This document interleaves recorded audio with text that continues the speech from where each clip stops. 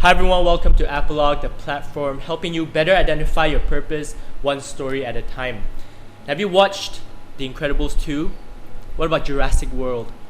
Chances are most of you have probably watched those films, and today I'm very honored to introduce my good friend here, Shaun, who played a part in some of the soundtrack that you hear in those movies. So Shaun is a composer, a conductor, a violinist, based in Boston and LA, and he's with us here today to share a little bit about his journey and how to better break into the music industry. So thank you for being here. Yeah, it's great to be here. Thanks for having me. Yeah, so tell us about how you got to where you are today.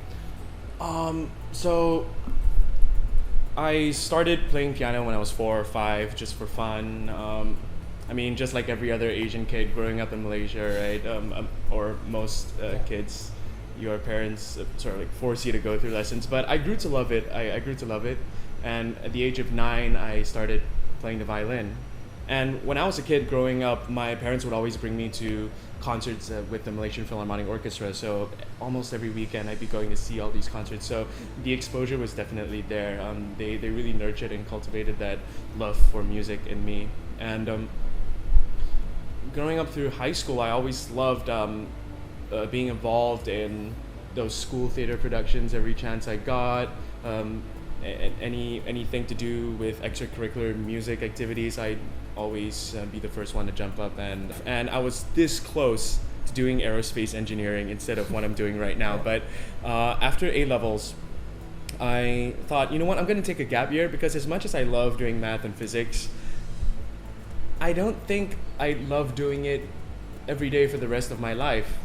Like, if there's one thing I could see myself being involved in as a career and something I really want to give my all in, it would be the arts, and particularly music. So I took that gap year to just do some gigs with friends, like form a band, start performing around here and there. And after that gap year, I decided, you know what, I'm gonna sort of just brute force my way through this, because it's what I really want to do in life. I couldn't see myself doing anything else. So I told my parents, you know what, I want to go to music school. And although they took some convincing, eventually they relented, and they're like, okay, we want you to be happy in doing what you want in life, because like if I was forced to do something I wasn't interested in, like say like finance or engineering, I might not do as well in life with that as I would in the arts. So they decided to give me a go, and so I enrolled myself in ICOM, International College of Music, bearing in mind that they had a transfer program to the Berklee College of Music in Boston, where I'm completing my final year right now. So I'm sure in your journey, you worked on big projects and smaller projects. There are definitely some high points and low points, right? Mm-hmm. So would you mind sharing like a high point, something you're really proud of, or maybe something that was a low point but was a huge learning experience for you? A high point would be in the summer last year, when I got to work on a couple of films in LA. Actually, I was working for this orchestrator, Norman Ludwin. He orchestrates for Michael Giacchino, who is the composer of The Incredibles, and he's done a lot of Pixar Disney collaborations like Up, Ratatouille. Wow. And last summer's releases were The Incredibles 2, Bad Times at El Royale, and Jurassic World Fallen Kingdom. And I was really lucky to be able to contribute to that project in the role of an orchestrator. One low point was before I got to Berklee, when I was still at ICOM in music school. I was so eager. I really wanted to get out there and do as much as I could, which is a good thing, but knowing your limits and where you are is also a good skill to have, and knowing what you can and cannot take on.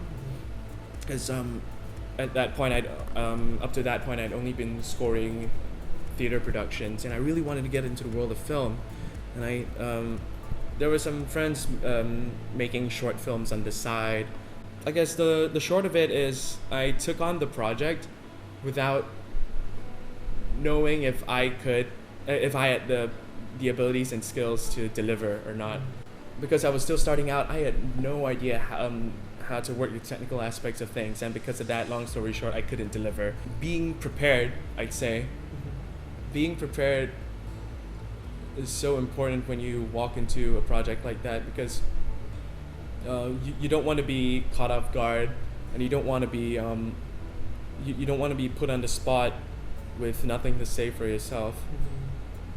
And so I guess it's all about balance again, like the balance between being really eager and taking the initiative to take on new projects, which might seem daunting, which is great, which is something I do now because I know that I have the ability to handle them. And if I don't think I have the time to take on a project these days, I won't.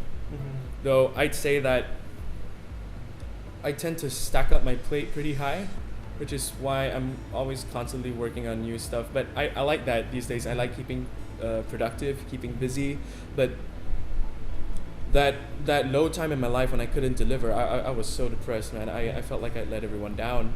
Before we close, I just want to open the floor. I think you wanted to share something. So yeah, just open the floor.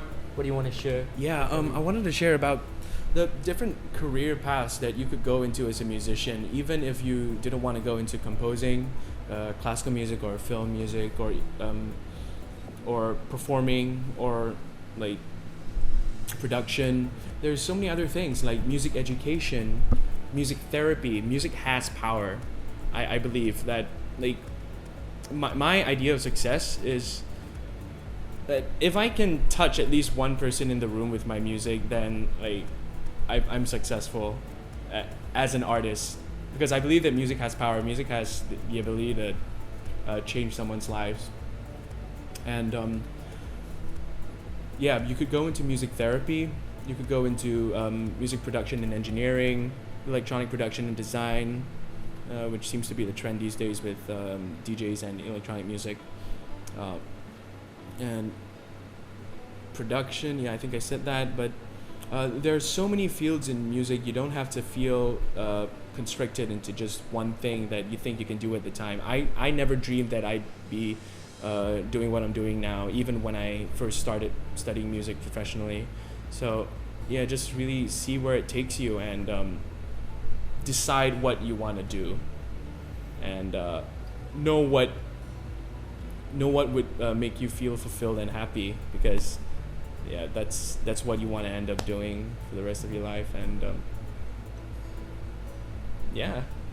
Beautifully said. Well, we'll come to the end of the interview. Thank you so much, Shaun, for sharing all your insights and your journey. Definitely support him. I'm sure he has a bright future ahead of him. A lot of bigger, maybe Incredibles 3, right? Hopefully. Continue to support Shaun. All his details will be in the description down below. My name is James Lau. This is Apologue, the platform helping you better identify your purpose and what you want to do in your life, one story at a time. My name is James Lau, and I'll see you in the next one.